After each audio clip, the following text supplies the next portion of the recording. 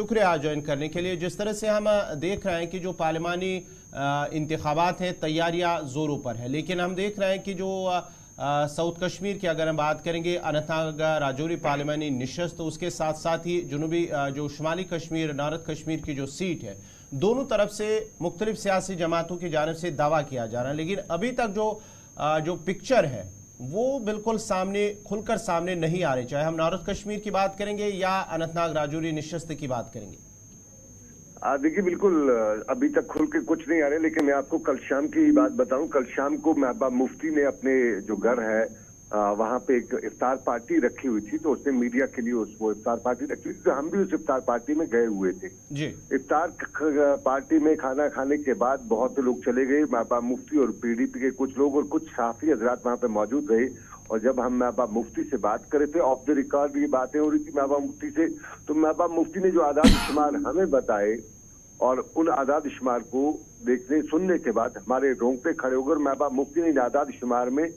जम्मू कश्मीर की 3 सीटें, जो कश्मीर की 3 सीटें, इन तीनों को हासिल करने का या इन पे अपनी जो बढ़त है, अपनी ताकत है, उसका दावा भी किया। महबूबा मुफ्ती ने आदाद शुमार में कुछ लोगों के नाम भी बताए, जिनके बारे में उसने बताया कि वो अगले 2-4 दिनों में पार्टी में वापस आ रहे हैं। और यूं कह सकते हैं जो नाम उसने बताए, उनमें से अक्सर के बारे में मुझे पहले से मालूम है कि वो बड़ी ताकतों कर रहे थे पार्टी में वापस आने के लिए। तो ये जो, और उसमें एक बड़ा नाम उनने वो भी नॉर्थ से बताया, जो मैं कभी ख्वाब में भी सोच नहीं सकता था कि क्या वो महबूबा मुफ्ती के साथ राब्ते में है और ये वापस आ सकता है, वो पीडीपी में आ सकता है, नॉट वापस बल्कि वो पीडीपी में आ सकता है, ज्वाइनिंग पीडीपी में कर सकता है। तो महबूबा मुफ्ती ने जो आदाद शुमार, मैं महबूबा मुफ्ती की पहले आपको बात बताऊं कि जो आदाद शुमार उसने बताए, जो लोग बताए, उसके बाद महबूबा मुफ्ती ने ये दावा किया कि वो श्रीनगर हो, नॉर्थ कश्मीर हो या साउथ कश्मीर, तीनों सीटें हासिल कर लेगी। अभी महबूबा मुफ्ती की बात हुई, इसमें कितना सही होता है ये तो इंतखाबात के बाद पता चलेगा, लेकिन अपनी पार्टी पीपल्स कॉन्फ्रेंस और गुलाम नबी आजाद की पार्टी का जो सनम ये जो आप महबूबा मुफ्ती की बात कर रहे हैं कि तो क्या ये समझा जाए कि पीडीपी वादी कश्मीर के 3 सीटों पर अपनी उम्मीदवार खड़ा करेगी, और अगर करेगी तो कितना बड़ा नुकसान होगा ये इंडिया इत्तेहाद के लिए? देखिए, इंडिया इत्तेहाद तो है ही नहीं यहाँ पे, और इंडिया इत्तेहाद के साथ साथ गुपकार अलायंस भी टाइम फिश हो चुका है। 2 चीजें हैं यहाँ पे। कश्मीर में लोगों को गुपकार अलायंस की बात थी, और महबूबा मुफ्ती ने कल ये भी बताया था, कल उससे हमने पूछा था कि क्या गुपकार अलायंस वगैरह की कोई सिचुएशन बनती है, तो उन्होंने ये भी बताया कि अगर उमर साहब की प्रेस कॉन्फ्रेंस को हवाला देते हुए बताया कि अगर उमर साहब मेरे साथ पहले मिलते, मुझसे बात करते, तो कुछ तरीका निकाल के हम आप बता सकते अपने वोटर को कि हम भी भाई हम 3 सीटों पे इलेक्शन को उतर रहे हैं। लेकिन जिस तरह से उमर अब्दुल्ला ने प्रेस कॉन्फ्रेंस दी, एक तरफा प्रेस कॉन्फ्रेंस दी, और उसके बाद ये बताना कि पीडीपी का वजूद ही खत्म हो चुका है, तो ये पीडीपी के कारकुनान को बकौल महबूबा मुफ्ती के लिए रहस्य में कातिल साबित हो रहा है। और पीडीपी कारकुनान जो हैं, जो सोए हुए थे महबूबा मुफ्ती के मुताबिक, उमर अब्दुल्ला को जवाब देने के लिए पूरी तरह से तैयार हैं और बिल्कुल नहीं मान रहे कि कहीं से भी नेशनल कॉन्फ्रेंस के लिए कोई जगह फराहम की जाए। तो इसका साफ मतलब है कि कश्मीर की 3 सीटों से निशस्तों से महबूबा मुफ्ती जो है वो इंतखाबात में उतार रही है। और जम्मू का भी मैंने पूछा था कि क्या हाल है, तो उनका ये कहना था कि इंडिया अलायंस के हवाले से अगर देखा जाए तो जम्मू में उनके अल्फाज के मुताबिक कांग्रेस स्ट्रांग है, और अगर उनका कोई उम्मीदवार यानी पीडीपी का कोई उम्मीदवार जम्मू में उतरता है तो ये कांग्रेस को कमजोर करने की कोशिश होगी, इसलिए कश्मीर से वो इलेक्शन लड़ेंगी, लेकिन जम्मू से वो उम्मीदवार किसी को भी मैदान में नहीं उतारेगी। लेकिन यहाँ पे सबसे बड़ी बात जो है, ये जो इंडिया अलायंस के बाद अगर दूसरा अलायंस देखा जाए, वो कश्मीर में पिछले कुछ दिनों से पीपल्स कॉन्फ्रेंस, नेशनल कॉन्फ्रेंस, ये पीपल्स कॉन्फ्रेंस और अपनी पार्टी और गुलाम नबी आजाद की पार्टी का जो अलायंस बनने की बड़ी बाज़गश्त थी। कुछ खबरें ये भी थी कि दिल्ली में भी मीटिंग हुई है और सारा कुछ तय हो चुका है। लेकिन कल ही मैंने अपनी पार्टी के कुछ लीडरान से भी बात की और कुछ अंदर की बात भी की। कुछ ने अगरचे अपना नाम जाहिर न बताने की शर्त पे ये भी बताया कि अलायंस जो है वो बिल्कुल नहीं होगा। लेकिन उस्मान मजीद जो सीनियर लीडर पार्टी के, मैंने उनसे पूछा तो उनने सीधा जवाब दिया कि अगर हमारा कोई अलायंस होता है तो उनकी पार्टी के बहुत से लीडरान जो हैं वो पार्टी छोड़ रहे हैं। तो ये बहुत बड़ा प्रेशर है, इस वजह से अलायंस का कोई सवाल ही नहीं है। और उन्होंने उनका कहना, मैं उस्मान मजीद को कोट अनकोट उनको पूछ के मैंने उनसे पूछा कि क्या मैं आपका नाम ले सकता हूं, तो उन्होंने मुझे बताया कि बिल्कुल अपनी पार्टी जो है कश्मीर की तीनों सीटों से अपने उम्मीदवार उतारेगी। और फिर मैंने ये भी पूछा था कि कुछ खबरें हैं कि आप नॉर्थ से सजाद गनी लोन को सपोर्ट करेंगे, सेंट्रल से आप जो है आपको सजाद गनी लोन सपोर्ट करेंगे और साउथ से आप गुलाम नबी आजाद को सपोर्ट करेंगे। तो उनका सीधी सी बात कहनी थी कि हम पिछले 4 सालों से सियासत में बड़े इल्जामात लिए, बड़े कुछ किए, तो हमने क्या एक डिस्ट्रिक्ट के लिए अपनी सीट अपनी सियासत रख के अपनी पार्टी को बना के छोड़ के रखना है, तो इसलिए अलायंस का उन्होंने भी बताया कि कोई गुंजाइश नहीं है। और फिर आजाद साहब क्या इलेक्शन में होंगे, बहुत सी खबरें ये भी थी कि साउथ कश्मीर की जो सीट है वहां से आजाद गुलाम नबी आजाद जो हैं वो मैदान में होंगे। लेकिन मैंने कल ही सलमान निजामी जो उनके तर्जमान है उनसे पूछा था, बहुत सी डिस्कस हुई, बहुत से हालात डिस्कस हुए, उनसे पूछा क्या आजाद साहब, तो उन्होंने कहा कि फिलहाल आजाद साहब शायद उन्होंने कहा कि शायद वो भी अब वो तैयार नहीं है कि वो साउथ कश्मीर से इलेक्शन में उतरेंगे। तो ये सारी सिचुएशन जो है, इस सारी सिचुएशन में बहुत कुछ हमें देखने को मिल सकता है। और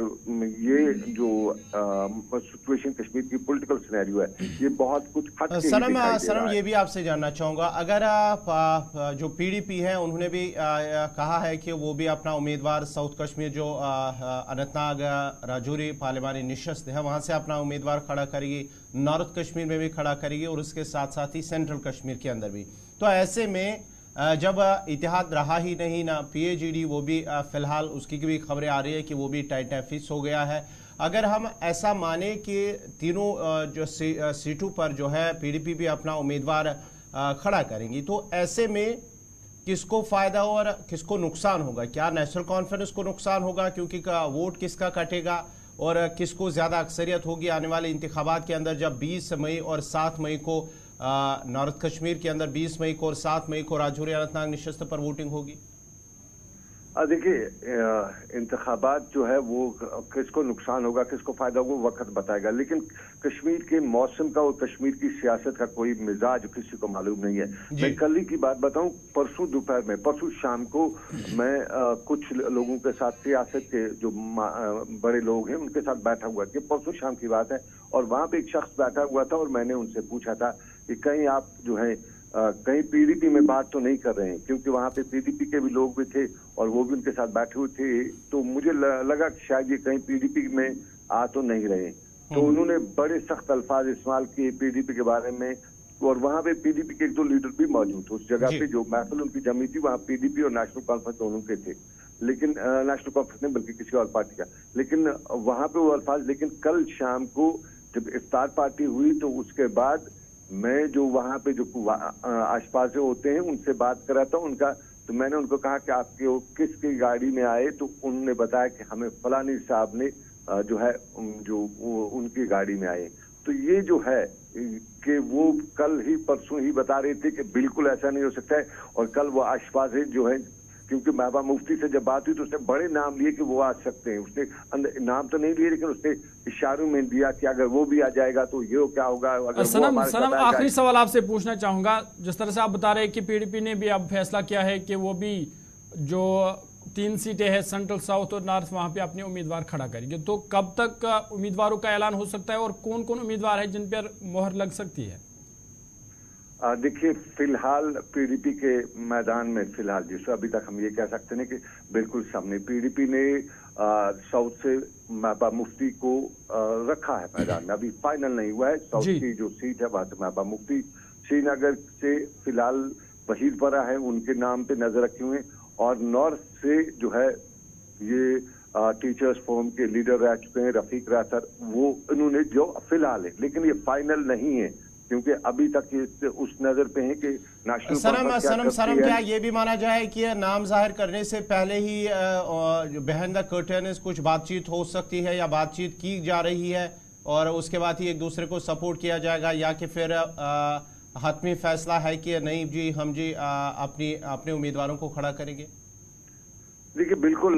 बिहाइंड द कर्टन एनसी और पीडीपी के दरमियान इस वक्त कोई बातचीत नहीं चल रही है जी, कोई अब किसी जो अलायंस की गुंजाइश नजर नहीं आ रही है, क्योंकि जिस तरह से महबूबा मुफ्ती उनकी पार्टी के कारकुनान का जो कहना है, उसके बाद की नेशनल कॉन्फ्रेंस ने उमर अब्दुल्ला ने जो प्रेस कॉन्फ्रेंस की, उसके बाद उनके पास सामने कुछ रखा ही नहीं है, तो गुंजाइश नहीं है। लेकिन सबसे इम्पोर्टेंट ये है कि अभी नेशनल कॉन्फ्रेंस अपने पते नहीं खोल रही है। नेशनल कॉन्फ्रेंस की तरफ से चूंकि खबरें हैं कि नॉर्थ से उमर अब्दुल्ला मैदान में उतर रहे हैं, सेंट्रल कश्मीर से हसनैन मसूदी हो रहे हैं, और फिर साउथ से पहले मियां अल्ताफ साहब का नाम लिया जा रहा था, लेकिन मियां अल्ताफ साहब के क्लोज क्वार्टर्स बता रहे कि नहीं, अब वो इस तरह इस बड़े पैमाने की सियासत पे नहीं आ रहे हैं, वो वहां पे नहीं जा रहे, मैदान में नहीं जा रहे हैं। तो ये सारी जो चीजें अभी सामने खुल के नहीं आ रही हैं। जगह तक अपनी पार्टी की बात की इमरान की, तो नॉर्थ से जो अपनी पार्टी है उन्होंने उस्मान मजीद को सामने रखा हुआ है। श्रीनगर से खुद अल्ताफ साहब का नाम भी लिया जा रहा है, जबकि उनके साथ साथ अशरफ मीर का भी नाम लिया जा रहा है। साउथ से जो है अपनी पार्टी जो अब्दुल मजीद पडरू के नाम पे नजर रखे हुए है, या उसके साथ साथ जबकि जुल्फकार चौधरी के नाम को भी सामने रखा जा रहा है। लेकिन कुछ क्वार्टर जो है वो बता रहे हैं कि जुल्फकार चौधरी जो है वो फिलहाल नहीं उस तरह से नहीं मान रहे हैं अल्ताफ बुखारी साहब को। लेकिन अब इस इंतखाबात में उतरना अल्ताफ बुखारी साहब को नहीं, बल्कि अल्ताफ। चलिए, बहुत बहुत शुक्रिया सनम एजाज आपका पूरी तफसीलात फराहम करने के लिए। नाजरीन, आपको बताते चले कि प्रोग्राम सलाम जेके आप देख रहे हैं, और सलाम जेके में जहाँ हमने मुख्तलिफ मौज़ूआत पर बात की है, सियासत पर बात की है, अक़वाम मुत्तहिदा में करारदाद फ़लस्तीन को लेकर, जंगबंदी को लेकर बात की है। उसके साथ साथ ही प्रोग्राम का हिस्सा अभी आगे भी जारी रहेगा, लेकिन यहाँ पे हमें इशारा मिल रहा है कि तिजारती वक्फा ले रहा है, तो तिजारती वक्फे के बाद फ़ौरन हाजिर होंगे। हमारे साथ रहिएगा।